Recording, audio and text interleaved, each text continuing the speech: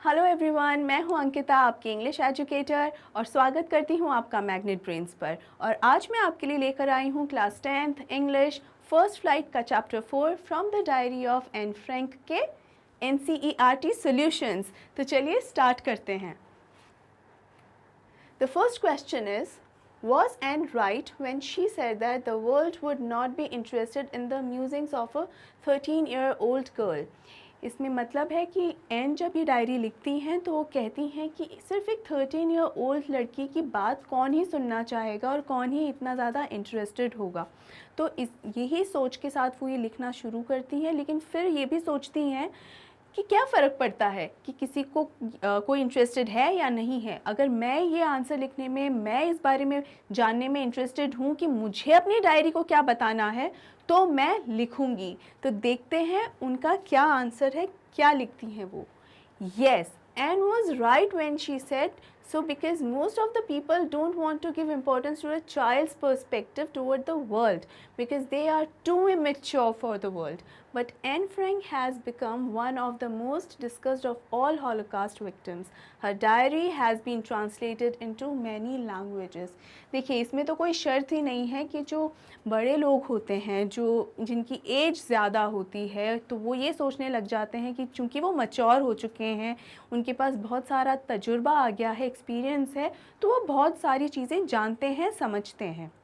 लेकिन वहीं बच्चों के पास ये तजुर्बा नहीं होता है और इसीलिए उनमें ज़्यादा समझ नहीं होती है। चाहे वो इंसानों को लेकर समझ की बात करें या दीन दुनिया को लेकर समझ की बात करें, लेकिन उनमें उस समझदारी की कमी होती है।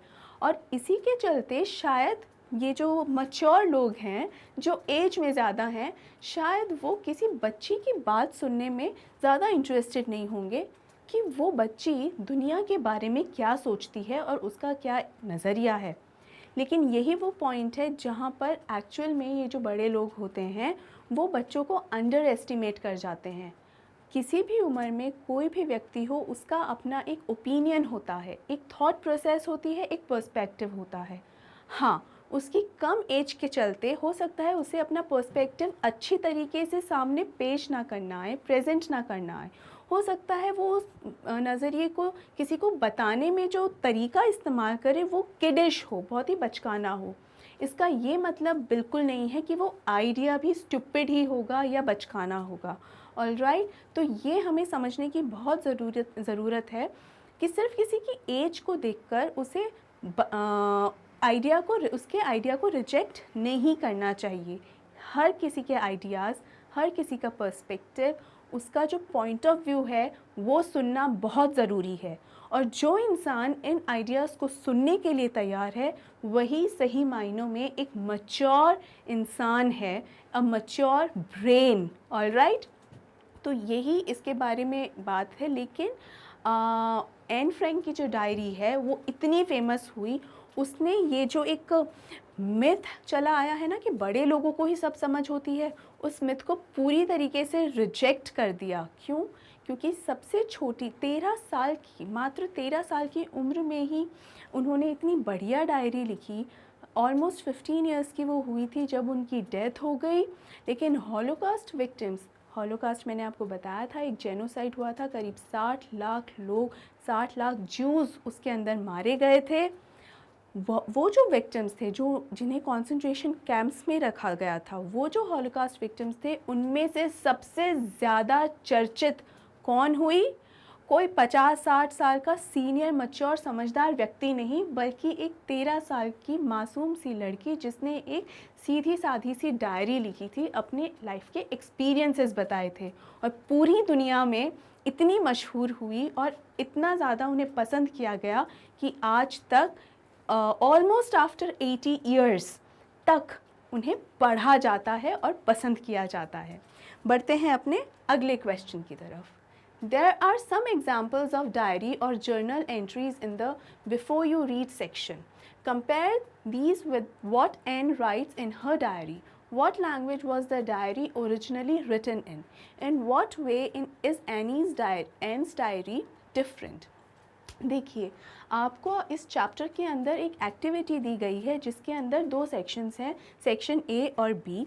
सेक्शन ए में आपको डिफरेंट नेम्स दिए गए हैं जैसे जर्नल, डायरी, लॉग एंड मेमोir।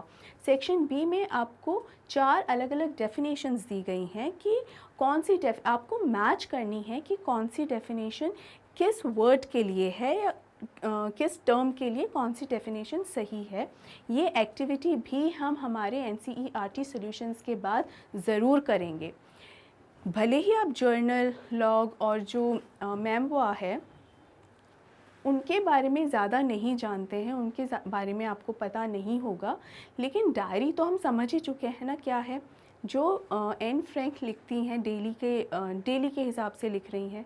फिर भी मैं आपको उसका एक शॉर्ट में डिस्क्रिप्शन दे देती हूँ कि डायरी वो होती है जो आपके पास एक ऐसी नोटबुक जिसमें डेफिनेट पेजेस होते हैं। डेफिनेट पेजेस का मतलब है हर पेज पर एक तारीख कैलेंडर की तरह से एक तारीख लिखी रहती है, डे लिखा रहता है, डेट और ईयर लिखा रहता है, और उसी डेट और ईयर के हिसाब से आज के दिन क्या हुआ उस हिसाब से मैं उसी सेम पेज पे वो सब लिखूं। That is known as diary, और यही डायरी एन फ्रैंक मेंटेन करके चलती हैं। अब उसके अकॉर्डिंग पूछा गया है what language was the diary originally written in. It was I'm sorry, it was originally written in Dutch, DUTCH, Dutch language में लिखी गई थी। डच लैंग्वेज बेसिकली होती है नीदरलैंड्स में। नीदरलैंड की जो नेटिव लैंग्वेज है, मूल रूपी भाषा जो है वो डच ही है। In what way is Anne's diary different? Why it is different? It is different in many ways. पहला तरीका तो यही है कि उन्होंने अपनी डायरी को डियर डायरी कहकर नहीं बुलाया है, उसको इनफैक्ट एक नाम दिया, वो नाम दिया उन्होंने किटी का, कि ये मेरी जो डायरी है वो एक किटी है, और वो उसे अपने एक पेट की तरह रखती थी। इसका एक कारण ये भी है कि जो एन थी उनकी एक पेट थी, एक कैट थी जिसका नाम था मूर्चे। तो मूर्चे को बहुत पसंद करती थी, लेकिन जब ये नाज़ी से बचने के लिए वो लोग एम्स्टर्डम गए, फ्रैंक फैमिली, तो मूर्चे को उन्हें पीछे छोड़ना पड़ा। ऑल्दो वो बिल्कुल खुश नहीं थी उनको उसके पीछे छोड़ने में, कि वो अपने साथ ऑब्वियस रीजंस की वजह से नहीं ले जा सकती थी कि वो छुप रहे थे। तो एक पेट के साथ छुपना इट्स ऑलमोस्ट इम्पॉसिबल, तो इसलिए छोड़ना पड़ा। तो एक कैट का ही नाम उन्होंने अपनी इस डायरी को दिया, kind of she was trying to remember her pet Moortje. Okay, आइए देखते हैं। Anne's diary was originally written in Dutch. Her diary is different from the others in many aspects. She had named her diary Kitty. She thought of it as her only true friend whom she could confide in.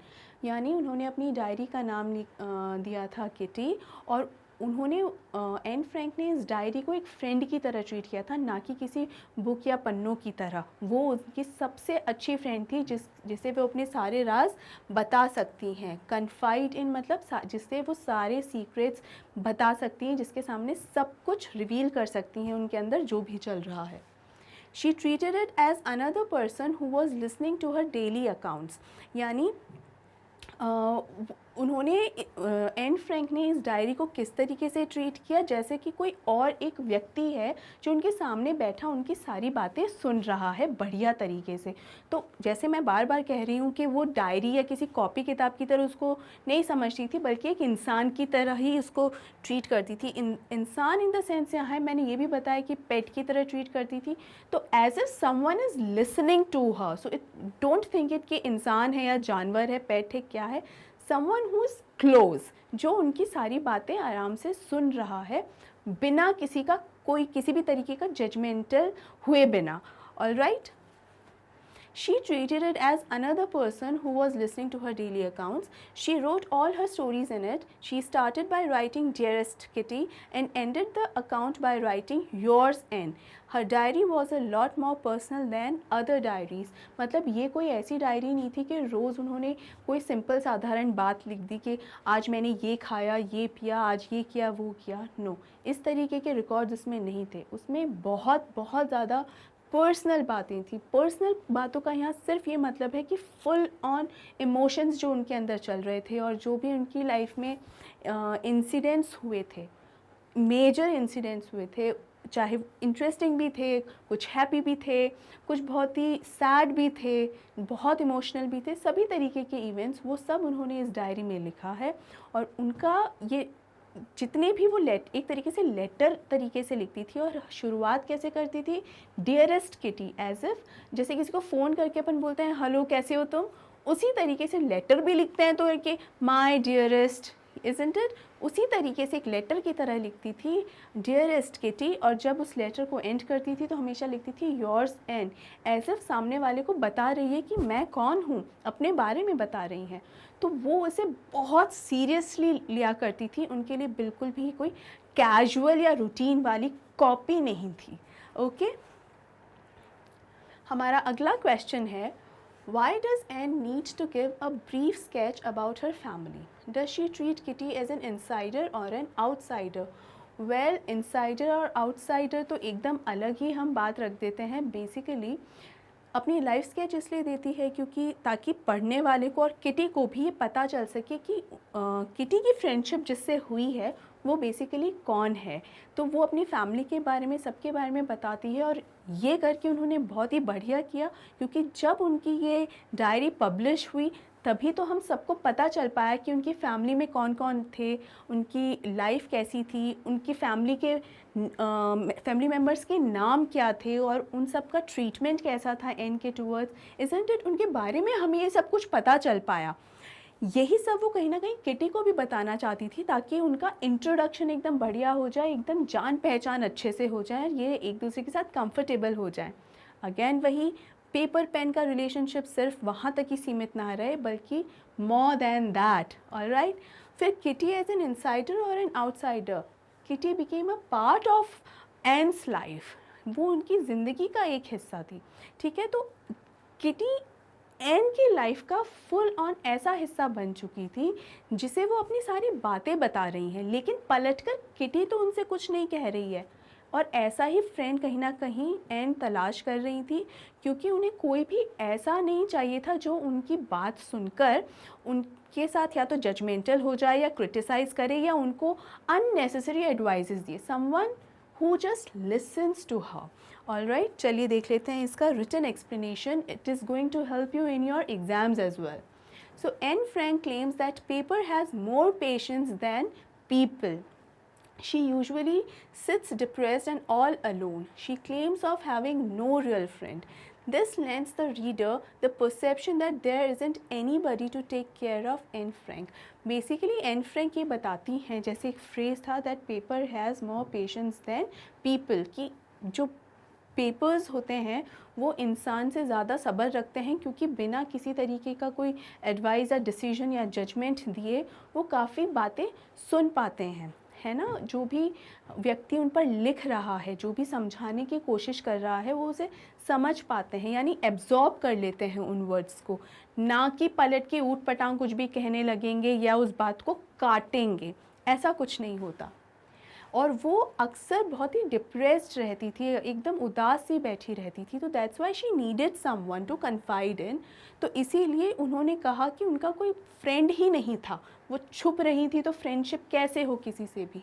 तो that's why this leads the reader the perception that there isn't anybody to take care of Frank. यहाँ reader हैं वो लोग जो इस diary को पढ़ रहे हैं। तो जब कोई भी, लेट्स से अगर मैं इस डायरी को पढ़ रही हूँ और उसमें अगर एन अपनी लाइफ के बारे में नहीं बताएं, लाइफ इन द सेंस अपनी फैमिली के बारे में नहीं बताएं, यही तो है ना क्वेश्चन में कि फैमिली के बारे में क्यों बता रही है। तो फैमिली के बारे में अगर नहीं बताएं तो पढ़ने वाले को, यानी मैं अगर पढ़ रही हूँ तो मुझे ये लगेगा कि बहुत ही इतनी दुखियारी लड़की है जिसके ना माँ बाप इसका ख्याल रखते हैं, ना बहन इसके लिए कोई मायने रखती है, कोई या फिर ना तो मुझे ये भी तो नहीं पता चलेगा कि इसकी फैमिली में लोग कौन कौन है, तो ऐसा ही लगेगा कि ये तो एकदम ऑर्फन अनाथ ही है, एकदम रास्ते पे पली बड़ी लड़की है शायद, जिसको ध्यान रखने वाला ही कोई नहीं है, बेचारी बहुत ही दुखियारी है।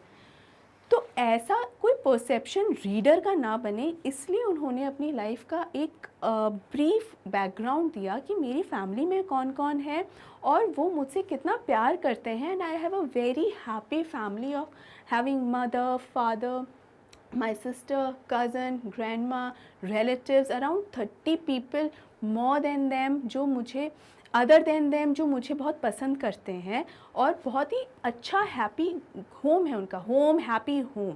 सो it's not that there is something bad in her family. The thing was, जो उस वक्त का माहौल था ना, नाजी कंट्रोल करे हुए थे हर जगह, वो जो माहौल था ज्यूज़ के लिए बहुत ही टॉर्चरस माहौल था. उस टॉर्चरस माहौल में उसे कोई ऐसा एक चाहिए था जिससे वो अपनी कोई भी बात कहने से डरे नहीं, क्योंकि सब लोग अपने दिमागी संतुलन खो चुके थे उस वक्त, छुपने छुपाने में लगे हुए थे. इसीलिए उस समय उन्हें ऐसी ज़रूरत पड़ी कि कोई ऐसा हो जिसे मैं अपने मन की सारी बात कह दूं, और जो मेरे इमोशंस को सुनकर उन सभी इमोशंस को एब्जॉर्ब कर ले, अंडरस्टैंड कर ले. तो इसीलिए उन्हें कोई ऐसा चाहिए था. So to clear the clouds of doubts, यानी किसी भी तरीके का कोई डाउट नहीं रहे, इसी वजह से Anne Frank gives the sketch of her adorable father. इसीलिए बताती हैं कि मेरे जो पिता हैं वो बहुत ही अडोरेबल हैं, मुझे बहुत पसंद करते हैं और मैं भी उन्हें बहुत रिस्पेक्ट करती हूँ. कंपैशनेट मदर, मेरी मदर भी मेरे लिए बहुत डेडिकेटेड है, मुझे बहुत ही ज़्यादा पसंद करती हैं. देन काइंड ग्रैंड मदर, मेरी ग्रैंड मदर भी बहुत काइंड और केयरिंग है. अगर आपको याद हो तो एक्सप्लेनेशन के दौरान भी मैंने आपको बताया था कि उनकी, वो जब छोटी थी एन फ्रैंक और उनकी सिस्टर, तो उनके पेरेंट्स उन्हें अपने ग्रैंड मदर के पास ही छोड़कर चले गए थे. तो उनकी ग्रैंड मदर ने बहुत ध्यान रखा है उनका, और इनकी ग्रैंड मदर के जाने के बाद उन्होंने काफ़ी मिस भी किया इन्हें. And loving sister, Margaret was again a very loving and caring elder sister. She treated Kitty as an insider because she called it her best friend and was ready to confide in it. एक तरीके से देखा जाए तो ये इनकी family का 5th member हो गई किटी, उनकी डायरी. और यही 5th मेंबर है जिन्हें वो अपने सारे सीक्रेट्स बताना चाहती हैं, और जिन्हें वो सब कुछ ये समझाना चाहती हैं कि मेरे अंदर क्या चल रहा है, अपने सारे सीक्रेट्स रिवील करना चाहती हैं और एक कंफर्टेबल माहौल में आना चाहती हैं. अब चलते हैं अपने अगले क्वेश्चन की तरफ. How does Anne feel about her father, her grandmother, Mrs. Cooper's and Mr. Keesing? What do these tell you about her? Anne ने अपनी डायरी में इन सब के बारे में जिस तरीके से एक्सप्लेन किया है, वो उनके रिलेशनशिप्स को दिखाता है कि वो किस तरीके का बॉन्ड इन सभी लोगों के साथ शेयर करती हैं. वो अपने फादर के साथ किस तरीके का बॉन्ड शेयर करती हैं, वो अपने फादर को एक बहुत ही अडोरेबल पर्सन मानती हैं, एक बहुत ही अडोरेबल फादर समझती हैं, क्योंकि हर समय जब नाज़ीज़ का कंट्रोल था और एक टॉर्चरस माहौल हो रहा था, उस समय बहुत ही मदद की थी, एक प्रोटेक्टिव लेयर बनाई थी पूरी फैमिली के चारों तरफ उन्होंने, और बहुत ही अपनी फैमिली के टूवर्ड्स बहुत ज़्यादा एक सेफ गार्ड की तरह वो रहे थे. दूसरा, उन्होंने ये भी बताया है कि जब उनके फादर फिनेंशियली स्टेबल हो गए थे and when he was 36 years old, और जब उन्हें लगा कि अब वो अपनी फैमिली को एक स्टेबल फिनेंशियल लाइफ प्रोवाइड करवा सकते हैं, तभी उन्होंने उनकी मदर से शादी की थी. It shows how responsible this person is, this man is, and that is why she loves him a lot, and that is why she feels कि वो बहुत ही अडोरेबल पर्सन है. दूसरा, उनकी ग्रैंड मदर के साथ उनका किस तरीके का रिलेशनशिप था. वेल, जब वो बहुत छोटी थी, Anne Frank when she was hardly 3 or 4 years old, उनके पेरेंट्स उन्हें छोड़कर हॉलैंड चले गए थे फॉर ऑब्वियस रीजंस, कि जो जिस तरीके, अगेन मैं वही कहूँगी कि नाज़ियों का जो माहौल क्रिएट हुआ था, इस वजह से दोनों ही बहनों को छोड़कर उन्हें हॉलैंड जाना पड़ा. तो किसकी केयर में उन्हें छोड़कर गए, ग्रैंड मदर की. तो ग्रैंड मदर के साथ भी एन का एक बहुत ही क्लोज़ रिलेशनशिप बिल्ड हो गया था, क्योंकि वही उनकी देख रेख उस समय करती थी. उसके बाद है मिसेस कूपरस के साथ. मिसेस कूपरस, जैसे कि मैंने आपको बताया था, वो हेड मिस्ट्रेस थी एन के स्कूल की, और उनके साथ वो इतना स्ट्रॉन्ग बॉन्ड शेयर करती थी कि जब एन स्कूल छोड़कर जा रही थी तो they both were into tears.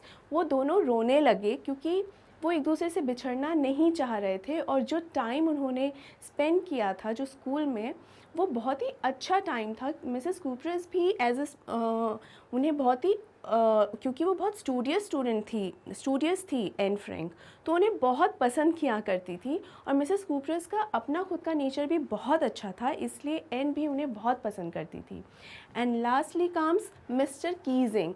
Mister Keesing maths professor थे, ऑल्दो वो बहुत ही परेशान कई बार करते थे स्टूडेंट्स को, क्योंकि बहुत ही ओल्ड फोगे थे. It means old fashioned, but still उनका एक अच्छा रैपो बना स्टूडेंट्स के साथ, स्पेशली एन के साथ।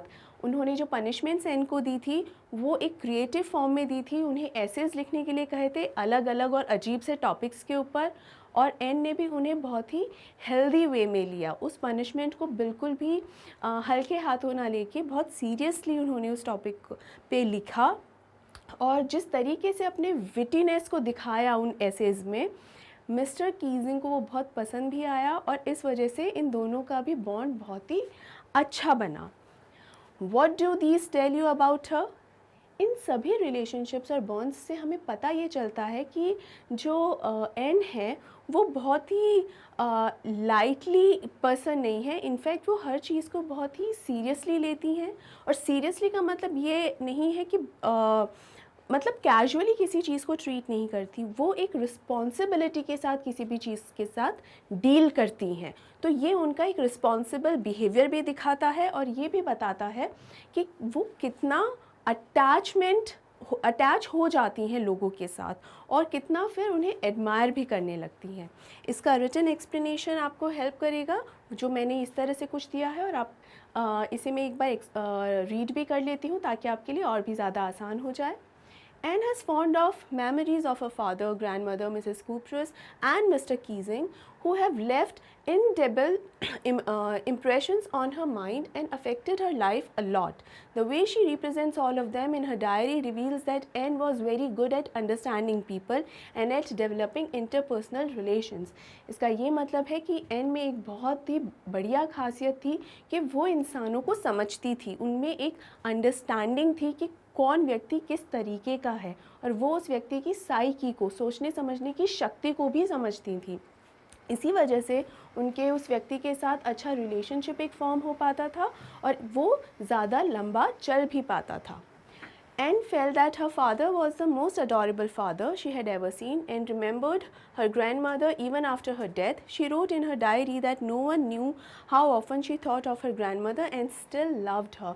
जो मैंने आपको अभी अभी समझाया कि वो अपने पिता की कितनी इज्जत करती थी और कितना उन्हें मान सम्मान देती थी, फॉर ऑब्वियस रीजंस अगेन, क्योंकि उन्होंने बहुत जिस तरीके से अपने पिता को देखा है, वो जिस तरीके से अपनी फैमिली को ट्रीट करते हैं, जिस तरीके से अपनी वाइफ को ट्रीट करते हैं, उस वजह से उन्होंने एन ने देखा है कि उनके फादर कितने रिस्पेक्टेबल पर्सन हैं, और उन्होंने अपनी ग्रैंड मदर के साथ अपना बचपन बिताया है, और उन्होंने एन ने देखा है कि उनकी ग्रैंड मदर उनके लिए कितनी केयरिंग रही हैं और कितना ध्यान रखा है। इसलिए एक अलग ही अटैचमेंट उन्हें अपनी ग्रैंड मदर से भी रहा कि उनकी डेथ के बाद भी वो काफ़ी समय तक उन्हें याद करती ही रही। In the sixth form at the Montessori Nursery School, her teacher was Mrs. Cooper's, who was also the headmistress. At the end of the year, they were both in tears as they said a heartbreaking farewell.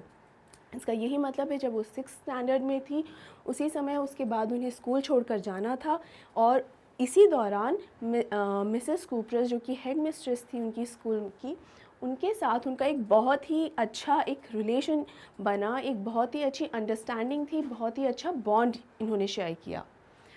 Mr. Keesing was her maths teacher. He was annoyed with her because she talked too much. However, Anne was able to justify her talkative nature every time she was punished by Mr. Keesing. On each occasion, he was impressed by the manner in which she presented her arguments. Mr. Keesing maths के teacher थे, और वो N के talkative रवैये से बिल्कुल भी खुश नहीं थे, इनफैक्ट बहुत ज़्यादा नाराज़ रहते थे। इसीलिए वो बार बार उसे एक अजीब से टॉपिक पे लिखने के लिए कहते थे, और हर बार जो टॉपिक होता था वो होता था टॉकेटिव होने से रिलेटेड, और वो उसके टाइटल में चैटर बॉक्स ज़रूर ऐड करते थे। तो चैटर बॉक्स का मतलब ही होता है बहुत ज़्यादा टॉकेटिव, यानी बहुत ज़्यादा बातूनी, बहुत बोलने वाला व्यक्ति। तो ऐसे ही व्यक्ति के बारे में लिखने के लिए एन को कहा गया था, और एन हर बार बहुत ही इंटरेस्टिंगली और बहुत ही क्रिएटिव आइडियाज़, बहुत ही क्रिएटिव बातें, ओरिजिनल आइडियाज़ अपने ऐसे में डालती थी, और अपने आर्ग्यूमेंट को जस्टिफाई करती थी कि बातूनी होना क्यों सही है, और इसी वजह से मिस्टर कीजिंग भी एन से बहुत इम्प्रेस हुए थे। All these incidents show how lovable and smart Anne was. ये दिखाता है कि एन को कितना पसंद किया जाता था सभी लोगों द्वारा, और इसीलिए, और ये भी दर्शाता है that she was very smart, she was not a naive person. Naive का मतलब होता है बुद्धू, तो वो बिल्कुल बुद्धू किस्म की नहीं थी। She was very smart, intelligent and lovable. Everybody was attached to her and even Mr. Keesing could not help but laugh at her essays and acknowledge her smart mind. Mr. Keesing को भी अंततः ये मानना पड़ा कि N बहुत ही smart, clever और intelligent लड़की है और उसे सिचुएशंस को हैंडल करना आता है, और इसी वजह से मिस्टर कीजिंग ने उसे बहुत अप्रिशिएट किया और उसके स्मार्ट माइंड को एक्नॉलेज भी किया। अगला क्वेश्चन है, what does Anne write in her first essay. First essay, ये उसी एसे की बात हो रही है जो मिस्टर कीजिंग ने एक पनिशमेंट के तौर पे एन को दिया था। इस एसे का टाइटल था अ चैटर बॉक्स, यानी someone who talks a lot. इसमें एन ने क्या लिखा था? इसमें बेसिकली एन ने इस चीज़ के जस्टिफिकेशंस दिए थे कि वो इतनी बात क्यों करती हैं, उनके लिए इतनी बात करना सही क्यों है। तो ये दोनों ही टॉपिक्स पे उन्होंने बात की थी और उन्होंने ये जस्टिफाई किया था कि मेरे जैसे 6 स्टैंडर्ड में पढ़ने वाले छोटे से बच्चे के लिए इतना ज़्यादा टॉकेटिव होना बिल्कुल भी गलत नहीं है। इनफैक्ट मैं छोटी हूँ तो मैं बात तो करूँगी ही ना, ये किसी भी एक स्टूडेंट का ट्रेट होता है, यानी किसी भी एक छोटे बच्चे का जो विद्यार्थी है उसका एक एस्पेक्ट होगा, उसका व्यवहार होगा, व्यवहारिक रवैया यही होगा कि वो खूब ज़्यादा बातें करेगा और बच्चों से इससे ज़्यादा आप क्या ही एक्सपेक्ट करोगे। दूसरा, मुझे ये बातें करने की जो आदत है ना, मेरी मदर से मिली है, मेरी माँ से मुझे मिला है, ये एक इनहेरिटेड ट्रेट है। इनहेरिटेड मतलब जो आपको अपने एंसेस्टर्स से मिला हो, जीन्स। तो ये मुझे मेरी माँ से मिला है और वो मेरी मदर जो है वो भी बहुत टॉकेटिव है, तो इसका कुछ किया नहीं जा सकता, मेरी बात करने की आदत का कुछ नहीं किया जा सकता, ये तो रहेगी ही। Still I will try to control it. आइए इसका रिटन एक्सप्लेनेशन देख लेते हैं। Mister Keesing asked her to write an essay on the topic a chatterbox as punishment. In the essay she accepted the drawbacks of being talkative. मतलब drawbacks का मतलब होता है कि क्या क्या कमियां या खामियां, कि ड्रॉबैक का अर्थ है खामियां। तो इसमें इस ऐसे के अंदर एन ने ये ज़रूर लिखा है कि क्या क्या खामियां होती हैं एक चैटर बॉक्स होने की, यानी ये बहुत ज़्यादा बातें करने की क्या क्या खामियां होती हैं। लेकिन फिर भी she argued that it was in her genes as her mother was also very talkative. ये उसकी आदत में, उसके खून में मिला हुआ है बातें करना, वो कुछ नहीं कर सकती क्योंकि उन्हें अपनी मदर से ये आदत पड़ी है, क्योंकि उनकी मदर भी जो है वो बहुत बातें करती हैं। It was difficult to give up the habit and it was also a student's trait. Even mister Keesing laughed at the argument she had given. इस आदत का कुछ नहीं किया जा सकता है, फिर भी मैं अपनी तरफ से पूरी कोशिश करूँगी थोड़ा सा कंट्रोल लाने की, बट स्टिल मैं इससे ज़्यादा कुछ नहीं कर सकती हूँ। ये आर्ग्यूमेंट जितना फ़नी था कि मिस्टर कीजिंग भी इस पर हंस पड़े थे। अगला क्वेश्चन है, Anne says teachers are most unpredictable. Is mister Keesing unpredictable? How? सबसे पहले जानते हैं अनप्रिडिक्टेबल का मतलब क्या होता है। अनप्रिडिक्टेबल का मतलब होता है जिसके बारे में हम पहले से किसी भी तरीके का कोई अंदाज़ा ना लगा सकें, कोई अनुमान ना लगा सकें कि क्या होने वाला है। वो भले सिचुएशन हो सकती है या कुछ भी और, किसी का रिएक्शन हो सकता है। अब मिस्टर कीजिंग के बारे में हम ऑलरेडी जान ही चुके हैं कि वो किस किस्म के टीचर हैं। वो एक ओल्ड फैशन्ड, इसका शब्द जो यूज़ किया गया है इस टेक्स्ट में वो वर्ड है ओल्ड फॉरगे। ऑलराइट, तो ओल्ड फॉरगे का मतलब होता है ओल्ड फैशन्ड, या ये भी कह सकते हैं कि कोई भी ऐसा व्यक्ति जिसके जो सोचने का तरीका है थोड़ा पुराना है। मिस्टर कीजिंग ऐसे ही एक किस्म के व्यक्ति हैं, तो उनका जो सोचने का तरीका है वो पुराना है, लेकिन जो एन है वो आज के समय की लड़की हैं। तो इन दोनों में जो जनरेशन गैप है वो काफ़ी बड़ा गैप है। इसीलिए एक दूसरे के बातों को समझना, अंडरस्टैंड करना इन दोनों के लिए ही बहुत मुश्किल हो रहा था।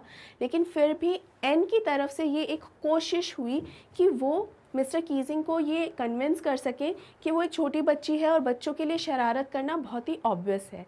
मिस्टर कीजिंग ने भी अपनी तरफ से एक कोशिश करी और उन्होंने पनिशमेंट के तौर पे उसे एज सच कोई सज़ा नहीं दी कि रूम से बाहर चले जाने, या whatever kind of punishments that we know about, ऐसा कोई पनिशमेंट ना दे के और एक क्रिएटिव तरीके से उसे कुछ असाइनमेंट्स दिए ताकि ताकि एन को भी कुछ नया सीखने को मिले, समझने को मिले। तो यही कारण था कि क्यों कीजिंग और एन दोनों ने ही ये जो जनरेशन गैप था बीच में उसको कम करने की कोशिश की है।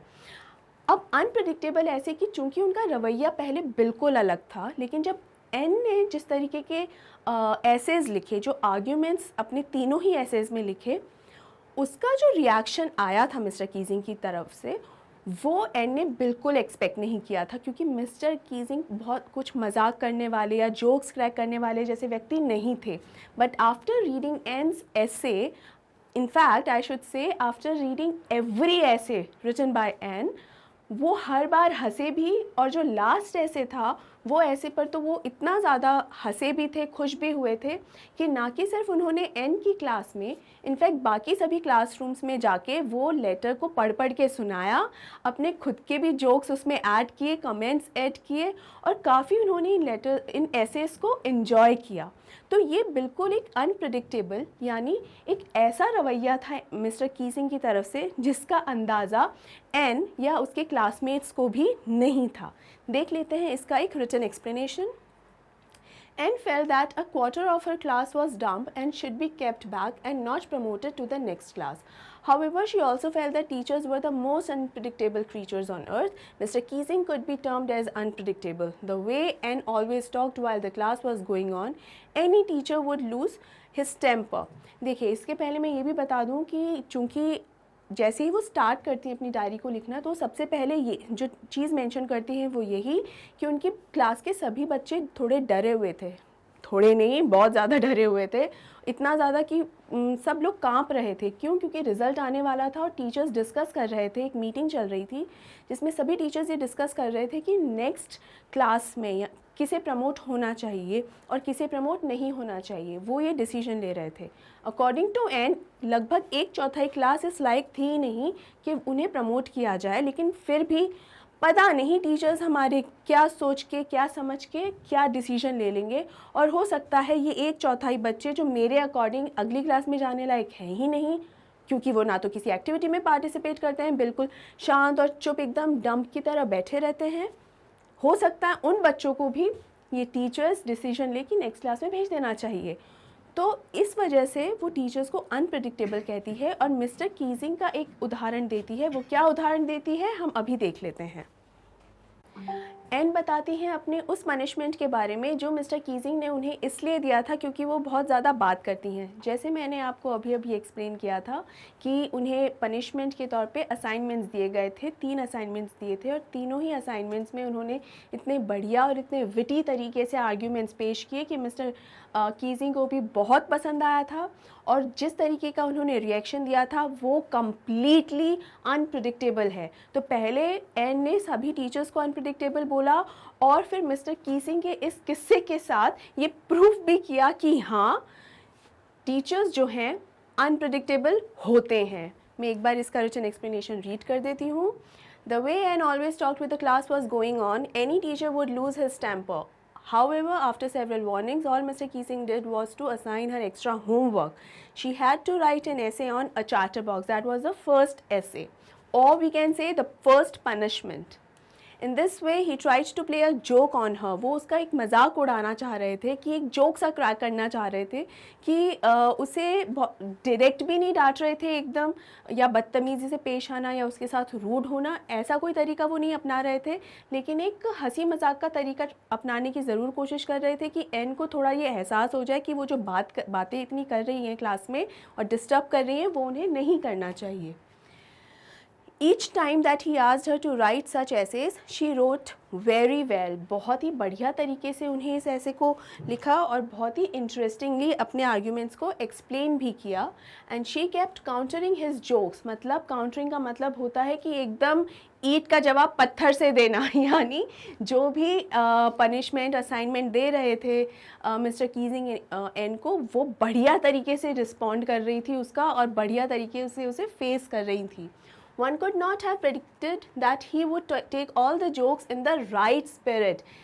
This is the unpredictable nature of Mr. Keesing, कि किसी ने भी उम्मीद नहीं की थी कि वो जिस तरीके से इन एसेस को इतना लाइटली ले रहे हैं, वो एक्चुअल में इतना लाइटली उन्हें लेंगे और जोक्स की तरह ही उन्हें ट्रीट भी करेंगे. Finally, when she wrote an entire essay in verse, he accepted her talkative nature and actually allowed her to talk in the class. उसे बातें करने की इजाज़त मिल गई. He did not even assign her any more extra work. That is why it can be said that Mr. Keesing was unpredictable. ना ही सिर्फ वो हंसी मजाक किया और उन एसेस को इन्जॉय किया, इनफैक्ट मिस्टर कीजिंग ने एन को बातें करने की भी परमिशन दे दी कि हाँ, सिंस बच्चे तो बातें करेंगे ही और चंचल होते हैं तो शरारतें करेंगे ही, तो ठीक है, जाओ एन, खूब इन्जॉय करो और खूब बातें करो क्लास में, नो इश्यूज़ एट ऑल. और उन्होंने उसे और कोई पनिशमेंट भी नहीं दी. वो पनिशमेंट जो 3 एसेस के दिए थे, वो तीसरे ऐसे पे जाके उन्होंने फुल स्टॉप लगा दिया और उसके बाद उसे आगे से कोई होमवर्क या पनिशमेंट भी नहीं दी. So this is how mister Keesing was an unpredictable person. अगला क्वेश्चन है, what do these statements tell you about Anne Frank as a person. मतलब ये जो सेंटेंसेस, ये जो स्टेटमेंट्स हैं, उन्हें पढ़कर क्या लगता है एन किस तरीके की इंसान थी, किस तरीके की पर्सन थी. We don't seem to be able to get any closer, and that's the problem. Maybe it's my fault that we don't confide in each other. ये स्टेटमेंट है जो वो अपनी फैमिली के बारे में लिख रहे हैं कि जो सबसे बड़ी प्रॉब्लम है वो ये है कि हर फैमिली मेम्बर के बीच में एक डिस्टेंस आ गया है और इसीलिए ही हम एक दूसरे को अपने इमोशंस और अपनी बातें और अपने सीक्रेट्स नहीं बता पा रहे हैं, अपने मन की बातें अपने मन में ही रख रहे हैं, इसीलिए वो डिस्टेंस अब और बढ़ता जा रहा है. ये दिखाता है कि एन एक रिज़र्व्ड पर्सन थी. रिज़र्व्ड पर्सन यहाँ होने का मतलब है कि हमेशा से रिज़र्व नहीं थी, लेकिन इस माहौल ने उन्हें रिज़र्व्ड बना दिया था. रिज़र्व्ड का मतलब है एक ऐसा व्यक्ति जो अपनी बातें अपने तक रखता है, कहीं पर भी बताता या फैलाता नहीं है. आगे बढ़ते हैं. I don't want to jot down the facts in this diary the way most people would, but I want the diary to be my friend. इसका ये उन्होंने तब लिखा था एन फ्रैंक ने जब वो बता रही थी कि मेरी ये जो डायरी है वो सिर्फ कोई नोटबुक या कॉपी नहीं है, इनफैक्ट मेरे लिए ये बिल्कुल मेरे पेट की तरह है और मेरे फ्रेंड की तरह है. वो इतनी क्लोज़ है कि उन्होंने उस डायरी को एक नाम दिया, वो नाम था किटी. तो वो जब कि इसमें मैं सिर्फ नोट्स नहीं बनाऊंगी कि आज क्या हुआ, क्या खाया, क्या पिया, ये किया, वो किया, सब कुछ बता दूं, नहीं. मैं इसमें अपनी बातें, मेरे मन की सारी जो भी इच्छाएं भी हैं या जो जो हुआ है, जो जो एक्सपीरियंसेस मुझे हुए, मैं इसमें वो सब लिखूंगी. I will treat it as a friend. तो ये उनके बारे में क्या बताता है? बताता है कि वो एक बहुत ही self confident, she is a self confident and inventive person. Inventive का यहाँ मतलब है क्रिएटिव होने से. यहाँ इन्वेंटिव का बेसिक मतलब है क्रिएटिव एंड ओरिजिनल. ओरिजिनल, इसका ये पूरा मतलब निकल कर आता है यहाँ पे कि एन के जो आइडियाज़ होते हैं, उनके जो ओपिनियंस होते हैं, वो उनके खुद के होते हैं. यानी इस डायरी को वो किस तरीके से ट्रीट करने वाली हैं, वो आइडिया भी उनका खुद का ही था, ना कि उन्होंने कहीं से कॉपी किया था या कहीं देखा था कि अच्छा डायरी को इस तरीके से भी ट्रीट किया जा सकता है. ऐसा कुछ नहीं था. वो खुद एक ओपिनियनेटेड पर्सन थी जिनके खुद की अपनी विचारधारा है. अगला पॉइंट है, Margaret went to Holland in December and I followed in February when I was plunked down on the table as a birthday present for Margaret. जैसे कि मैंने इस चैप्टर के एक्सप्लेनेशन के दौरान आपको बताया था कि प्लंक्ड डाउन का क्या मतलब होता है, यानी किसी भी चीज़ को कैजुअली फेंक देना या पटक देना.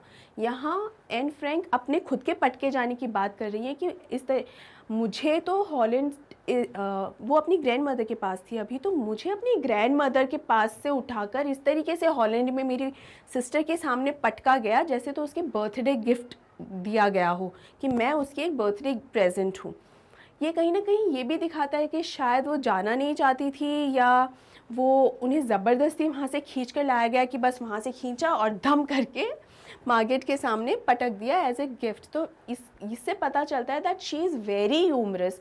आई मीन, कौन पेरेंट्स होंगे जो अपने बच्चे को इस तरीके से उठा के पटकेंगे अनटिल अनलेस कुछ गुस्से मारपीट वाली, क्योंकि खैर उस पर ज़्यादा चर्चा आप नहीं करते हैं. मैं बस यही बताना चाहूँगी कि यहाँ पर वो काफ़ी ह्यूमरस हो रही हैं कि किस तरह मुझे तो धम करके कभी इधर फेंक देते थे कि चलो अब तुम ग्रैंड मदर के पास रहो, और कभी हॉलैंड ले आते थे कि तो अब तुम यहाँ रहो. तो मेरी शिफ्टिंग ये चल रही थी जैसे मानो किसी सामान की इधर से उधर शिफ्टिंग चल रही होती है.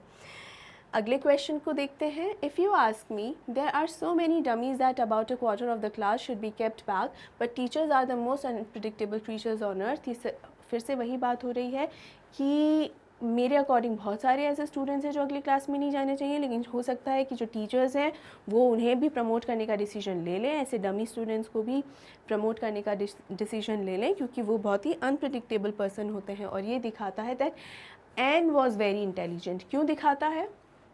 एन ने किसी बच्चे को अगले क्लास में प्रमोट नहीं होना चाहिए जैसा स्टेटमेंट सिर्फ इसीलिए दिया है क्योंकि वो पढ़ाई के महत्व को समझती हैं, एक्टिविटी में पार्टिसिपेट करने के महत्व को समझती हैं. वो ये जानती हैं कि किसी भी एक्टिविटी में क्यों, मतलब हमारा खुद कितनी ग्रूमिंग होती है एक पर्सन की.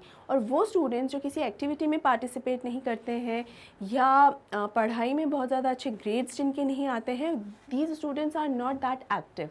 इसीलिए उन्हें नेक्स्ट क्लास के अंदर नहीं होना चाहिए, प्रमोट नहीं करना चाहिए.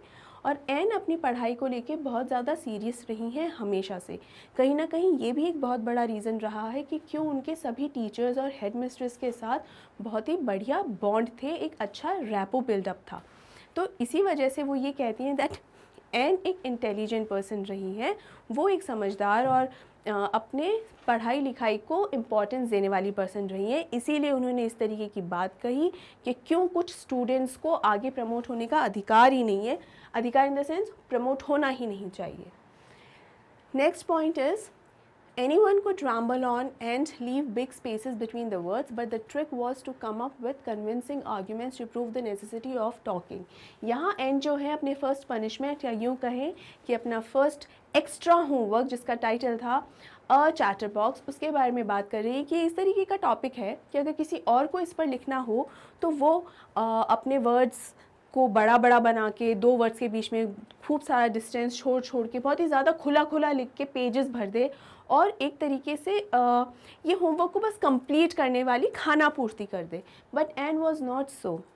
वो इस तरीके की बिल्कुल नहीं थी. वो इन चीज़ों को लेके कॉम्प्रोमाइज़ करने वालों में से बिल्कुल भी नहीं थी. इनफैक्ट उन्होंने इस एक होमवर्क को या पनिशमेंट को, जो भी आप कहना चाहें, उसे बहुत सीरियसली लिया और उन्होंने ये डिसीजन लिया कि मैं इसको बहुत ही बढ़िया तरीके से लिखूंगी और इस मौके को बिल्कुल हाथ से नहीं जाने दूंगी और मिस्टर कीसिंग को बताऊंगी इस ऐसे के थ्रू कि बातें करना कितना इम्पॉर्टेंट है. और इससे पता चलता है that she has a sense of propriety and convincing attitude. Propriety का मतलब होता है कि एक अधिकार जताने वाला व्यवहार, कि आप मेरे पर हक नहीं जमा सकते, मैं अगर कुछ कर रही हूँ तो मेरे पास पूरे रीज़न्स हैं मैं वो क्यों कर रही हूँ और उसको सही ठहराने के रीज़न्स हैं. मेरी हर हरकत, मेरी हर बात, उसका मेरे पास एक कारण है और एक उचित कारण है कि मैं ये क्यों कर रही हूँ और वो उचित कारण मैं आपको बताऊँगी. तो जैसे मैंने बताया कि उनका एक अपना ओपिनियन हुआ करता था, ये भी उनका अपना एक ओपिनियन है कि क्यों उन एक सेंस ऑफ प्रोप्राइटी है कि क्यों मैं बातें करती हूँ. तो मैं इस ऐसे के थ्रू मिस्टर कीजिंग को बताऊँगी कि मेरा बातें करना यूज़लेस नहीं है, it is something very important and a student straight. और उनका एटीट्यूड भी काफ़ी कन्विंसिंग है. कन्विंसिंग एटीट्यूड होने का मतलब यहाँ ये है कि अपने आर्ग्यूमेंट को, इतना वैलिड आर्ग्यूमेंट वो दिया करती थी. सोचो टॉकेटिव होना कितना वैलिड है, इस चीज़ के रीज़न्स देना और वो रीज़न्स इतने वैलिड ठहराना कि आपका टीचर आपको हंसते हंसते अलाउ कर दे कि हाँ बेटा तू बात कर, खूब बात कर, तुम तो बच्चे हो, बातें करनी ही चाहिए. सो हमें पता चल सकता है कि वो कितनी कन्विंसिंगली उन्होंने ये लिखा होगा मिस्टर कीजिंग को. तो यही थे सारे क्वेश्चंस और एनसीईआरटी के सॉल्यूशंस. आई होप स्टूडेंट्स आपको सभी क्वेश्चंस के आंसर्स अच्छे से समझ में आ गए होंगे. कोई भी डाउट यदि रह गया हो तो आप कमेंट बॉक्स में कमेंट कर पूछ सकते हैं. और इसी के साथ ये वीडियो यहाँ एंड होता है. और मैं इसी के साथ आपको ये याद दिला दूं कि मैग्नेट ब्रेन्स आपको प्रोवाइड करवाता है high quality content and knowledge के साथ साथ ये सभी टॉप कोर्सेज, वो भी एकदम free of cost. E books और ई नोट्स के लिए आपको डिस्क्रिप्शन बॉक्स में लिंक्स दिए हुए हैं, आप विज़िट कर सकते हैं. आप वीडियोस के एक्सेस के लिए www.magnetbrains.com पर भी विज़िट कर सकते हैं. आप हमें इंस्टाग्राम, टेलीग्राम, ट्विटर और फेसबुक पर भी फॉलो कर सकते हैं. अगर ये वीडियो पसंद आई हो तो लाइक और शेयर ज़रूर कीजिए और मैग्नेट ब्रेन्स को सब्सक्राइब करना बिल्कुल मत भूलिए. Thank you so much.